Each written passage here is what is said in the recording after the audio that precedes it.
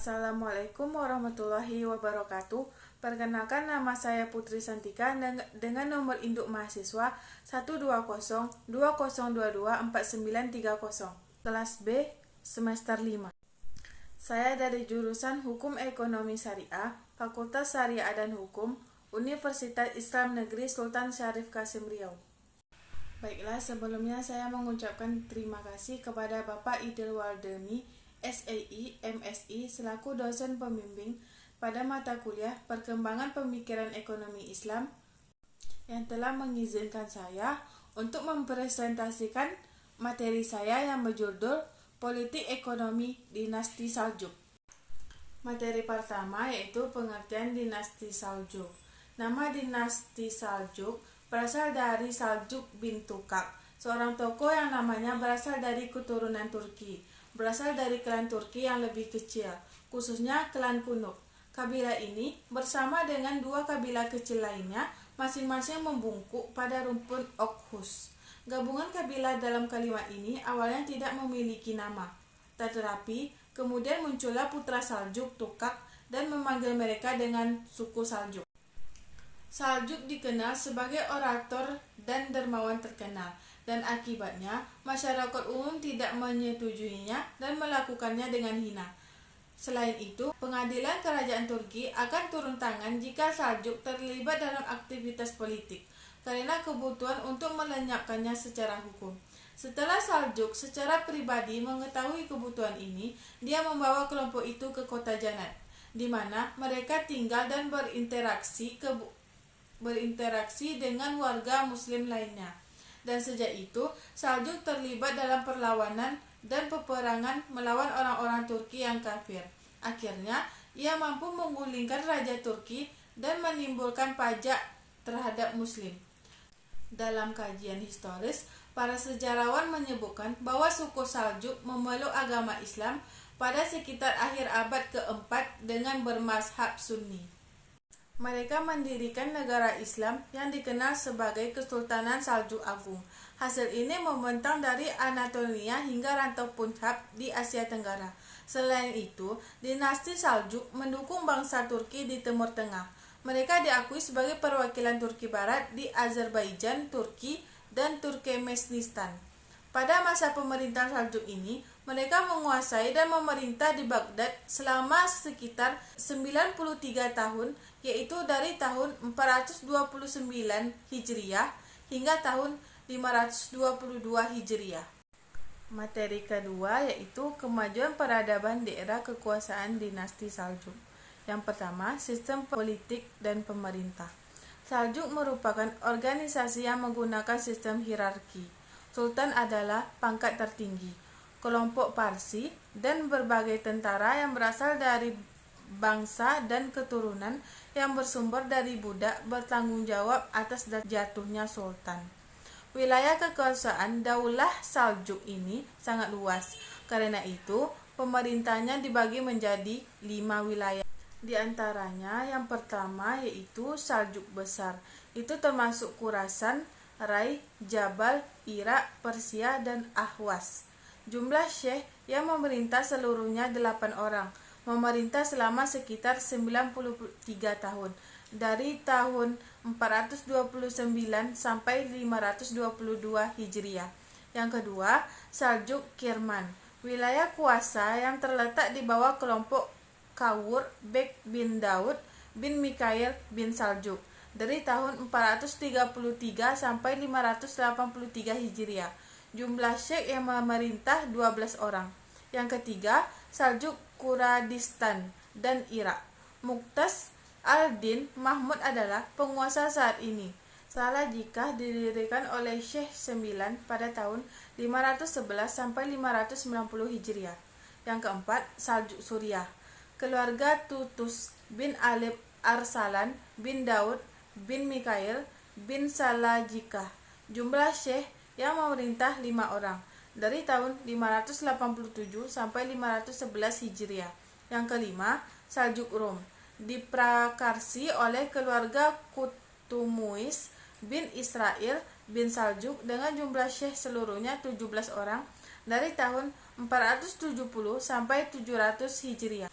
Yang kelima yaitu Saljuk Rum, diprakarsai oleh keluarga Kulumis bin Israel bin Saljuk dengan jumlah syekh seluruhnya 17 orang dari tahun 470 sampai 700 Hijriah. Nama-nama pemimpin dinasti Saljuk. Yang pertama, Rukan al-Dunya wa al-Din Tugril Bek I pada tahun 429 Hijriah. Yang kedua, Adud al-Daulah al-Arsan pada tahun 455 Hijriah. Yang ketiga, Jalal al-Daulah Malik Syekh I dari tahun 465 Hijriah. Yang keempat, Nasir al-Din Mahmud I pada tahun 485 Hijriah. Yang kelima, Rukan al-Din Barkiyaruk dari tahun 487 Hijriah. Yang keenam, Muiz al-Din Malik Syekh II pada tahun 498 Hijriah. Yang ketujuh, Giyas al-Din Muhammad I pada tahun 498 Hijriah. Yang kedelapan, Muiz al-Din Sanjar pada tahun 511 Hijriah sampai 522 Hijriah. Beberapa institusi penting yang didirikan selama periode pemerintahan Saljuk termasuk madrasah, perpustakaan, dan rumah sakit di kota-kota seperti Baghdad, Isfahan, Nishapur, Mosul, Damaskus, Kairo, Aleppo, Amid, Konya, Kayseri, dan Malatya. Lembaga yang dimaksud berkembang menjadi pusat ketakwaan Islam. Pada masa Saljuk, pemerintahan banyak bangunan arsitektur yang terbuat dari batu-batuan tua. Akibatnya, banyak dari berbagai jenis bangunan baru yang dibangun di dinasti Saljuk masih terdiri setelah berhari-hari. Salah satu poin kuncinya adalah bahwa ada banyak intelektual dan cendekiawan Muslim yang terus-menerus memajukan pengetahuan tentang Islam. Saljuk adalah salah satunya. Materi selanjutnya, pemikiran, sistem, dan lembaga pendidikan Islam. Yang pertama, pendirian Madrasah Nizamiyah. Dinasti Saljuk melanjutkan kampanye melawan rakyat dengan memenuhi kebutuhan mereka untuk perbaikan ekonomi, stabilitas politik, dan peningkatan akses pendidikan dan pengetahuan untuk menantang hegemon waktu. Oleh karena itu, seorang wazir bernama dinasti Saljuk, Nizam al-Mulk, membangun sebuah sekolah pendidikan Islam yang kemudian diberi nama Madrasah Nizamiyah. Dinasti Saljuk sering menekankan pentingnya pendidikan dalam proses membangun peradaban. Pendidikan tidak hanya digunakan untuk menambah pengetahuan, tetapi juga untuk memajukan politik. Lembaga Nasional untuk meningkatkan pendidikan agama berdasarkan Islam Sunni dan pendidikan politik bijak pada politik Turki dan Parsi. Yang kedua yaitu menyediakan guru Sunni yang berkualifikasi tinggi untuk mengajar mazhab Sunni dan mengatur Sunni ke lokasi lain. Lembaga pendidikan resmi dan pemerintah terlibat dalam menetapkan tujuan-tujuannya, menggariskan kurikulum, memilih guru, dan memberikan dana yang teratur kepada madrasah. Madrasah Nizamiyah adalah lembaga pendidikan Islam terkemuka. Yang ketiga, mendorong pekerja Muslim Sunni untuk ikut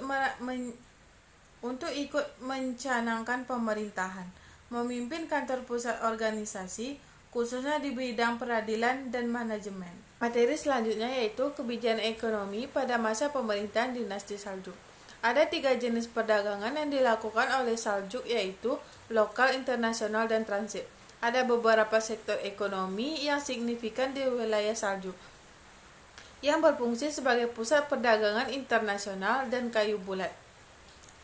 Perdagangan internasional untuk kayu bulat, kerajinan, dan konstruksi. Bahan dasar perdagangan ini seperti logam, emas, perak, dan batu akik, pirus, garnet, koral, dan rubi. Berasal dari negara-negara tetangga antara lain Iran, Turkistan Timur, Cina, dan India. Mereka kemudian diproses oleh emas, Turkmenistan, untuk menjadi sumber pendapatan yang signifikan. Saljuk Karafeserai, Anatolia adalah jenis bangunan paling menonjol yang berfungsi sebagai representasi arsitektur Anatolia. Mu'alaf mulai muncul di Anatolia mulai tahun 12 dan terus berlanjut. Kelas penguasa sumbangan bangunan-bangunan ini untuk meningkatkan keamanan di jalur melewati daratan Saljuk. Sebuah kontraksi dari kata karavan dan serai masing-masing adalah karavanseri. Menurut definisi yang diberikan, karavan adalah bangunan yang dibangun untuk karavan yang memiliki ruangan untuk makan, minum, atau berkumpul hewan, serta akomodasi untuk pelancong di dalamnya. Madrasah-madrasah yang besar didirikan berbasis wakaf yang telah diberikan selama-lamanya untuk pengajaran hukum menurut salah satu dari 4 madhalib Sunni, yaitu Syafi'i, Hanafi, Hanbali, dan Maliki, yang nama para wakifnya seringkali adalah Perdana Menteri dan Sultan Saljuk, yang hasilnya digunakan untuk menyebar gaji para guru dan tunjangan siswa.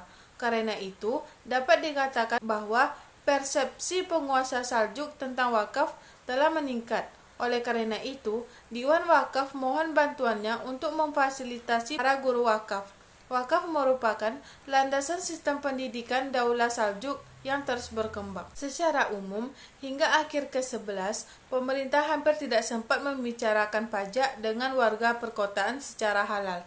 Sesuai dengan syariat Islam, sedekah seperti zakat atau sedekah seperti penting untuk membina solidaritas umat Islam daripada kebutuhan untuk mencanangkan negara atau pemerintahan. Hanya hal-hal berikut yang boleh dikenakan oleh suatu negara karats dan usr untuk pertanian, pajak-pajak, jizyah, dan terhadap non-muslim, serta zakat untuk perantau dan jarak jauh. Dapat disimpulkan bahwa praktek Saljuk seperti jizyah, usr, dan al-karats serta zakat masih digunakan sampai sekarang. Faktor-faktor yang menyebabkan kehancuran Sultan Saljuk dan meruntuhkan dinasti Abbasiyah.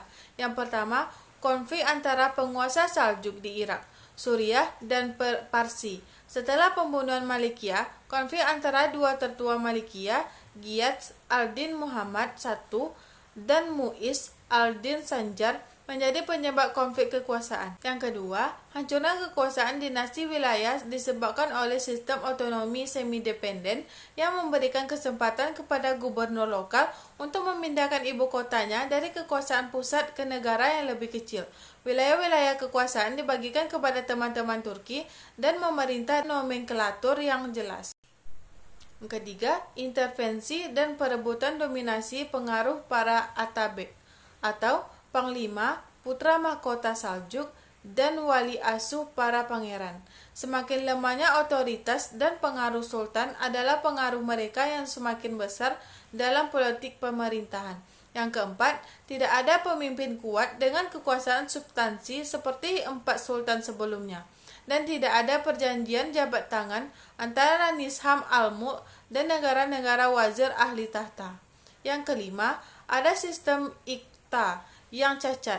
Menurut sistem ini, para panglima tentara menerima tanah-tanah di wilayah yang dikuasainya belakangan ini. Lahirlah golongan iqta atau golongan feodal dan tuan tanah. Yang keenam yaitu konspirasi orang-orang aliran Batiniyah terhadap Kesultanan Saljuk yang mereka lakukan dalam bentuk membunuh dan menghabiskan para sultan dan pemimpin-pemimpin mereka serta komandan-komandan perangnya. Dan yang terakhir, pengaruh serangan tentara Mongol. Baiklah, itu tadi presentasi dari materi saya yang berjudul Politik Ekonomi Dinasti Saljuk. Lebih dan kurang saya mohon maaf. Assalamualaikum warahmatullahi wabarakatuh.